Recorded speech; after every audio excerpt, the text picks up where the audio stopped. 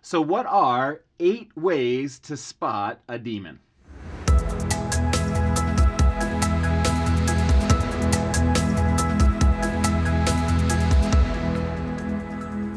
It's important to ask when you're trying to figure out what are 8 ways to spot a demon, because a responsible person, when they see somebody else who's obviously got some kind of a trouble, doesn't automatically say, oh, that person has a demon.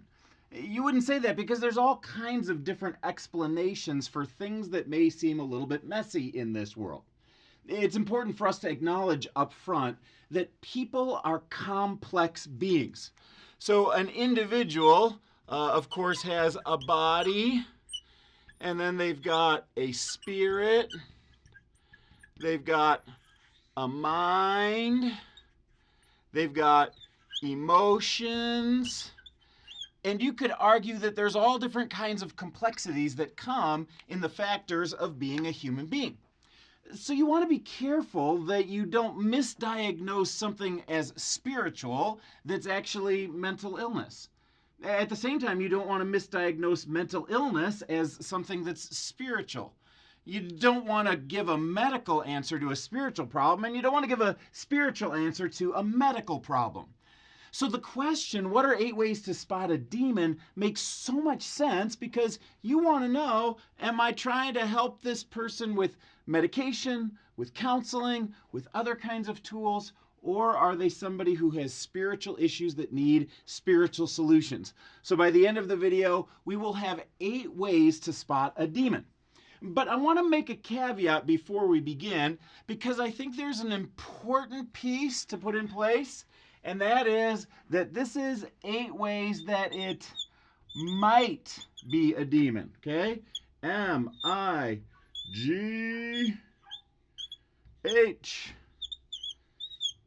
And I say that in big words, M-I-G-H-T, because big letters, strong words, because we don't know for sure any of these 1 factors. So if there's only 1 factor of the 8 factors that's in play, well, it might be a demon or it might be something entirely different. But when you start stacking up the factors, one on top of the other, the more factors you have, the more likely it is that it might be a demon that you are dealing with. So let's take a look at 8 different factors that it might be when we're considering whether someone has a demon or it might be something else that is connected in their life. So factor number 1 in all of this is the question of, are you seeing demons? Are you seeing demons? One of the key ideas behind that it might be a demon is if you're actually seeing demons that are out there. I've had a number of people report to me that when they wake up in the middle of the night, they can actually see a demon that's sitting on the edge of their bed. Or maybe they wake up in the middle of the night and they feel a very deep presence of evil that's in their midst. Some people have even reported having a sexualized feeling of a demon being present in the room with physical sensations that go along with that. I'm not going to describe this in detail, but if it's something that relates to you, you know exactly what I'm talking about in the middle of that. Second key factor that might point to the fact that it's a demon is if you are hearing voices that are accusatory voices, demeaning voices that may be out there. Now, I want to point out that this is not just bad self-talk. I mean, these are voices that you might hear in your mind that are accusatory in very strong ways. Bad self-talk is like, oh, I just missed that ball at second base, and, I sure blew that one for the whole team. That's bad self-talk. Or, oh, I could have done better on that test. Or, oh, I messed up that interview and didn't get the job. This is normal. Everybody has that kind of bad self-talk, and good self-talk is oftentimes the solution to that. That's not a demon. But what might be a demon is if you hear a voice that is outside of yourself talking to you. One of the keys to knowing that it's a voice outside of yourself is that it uses you kind of language. You are. And then the voice that comes after you is accusing, mocking, and condemning. It's a voice that gets beyond just the idea that you made a mistake, and it begins to talk about your identity. Here's some phrases that you might hear. Phrases like this: you are worthless. You are alone, and you always will be. You don't deserve forgiveness. They don't deserve your forgiveness. You're fat, ugly, and nobody loves you.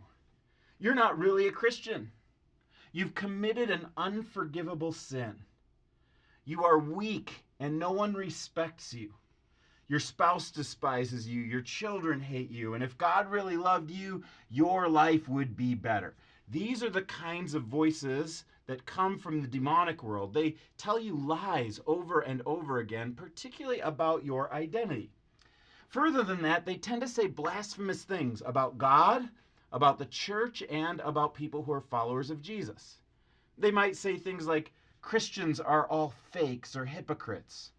Or they might say, your church is not really authentic. They're just after your money.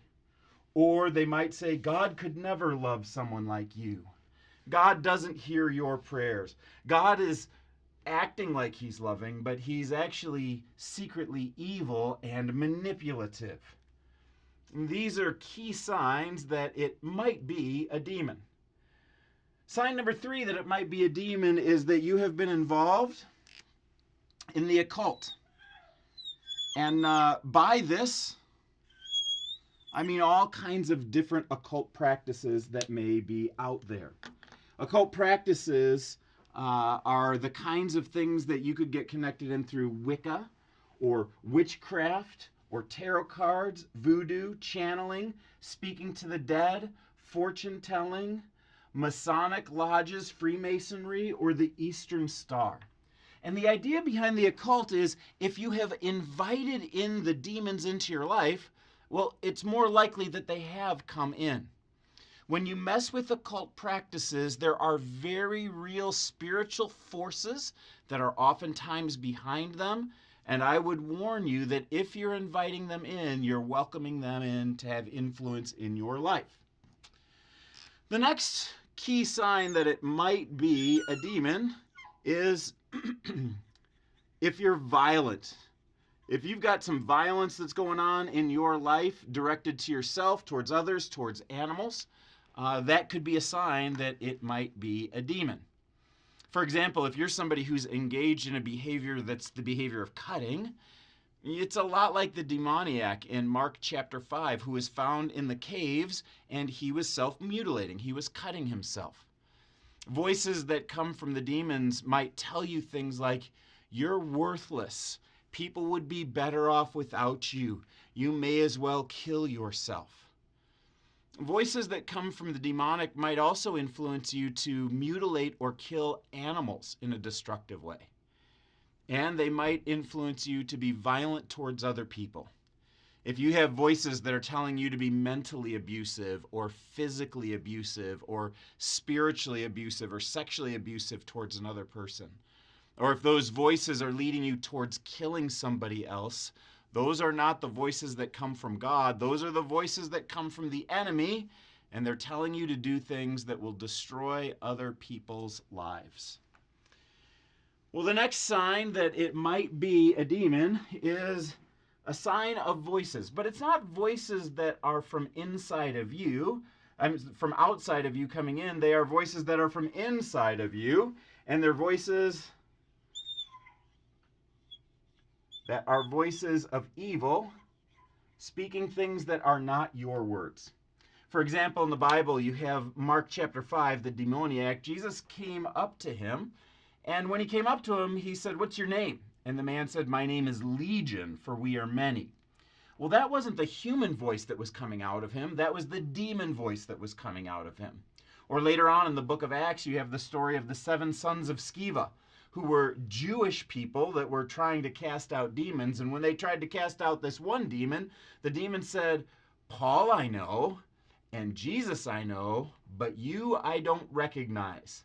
And he beat up all 7 of them, and they ran out of the house naked and bloody.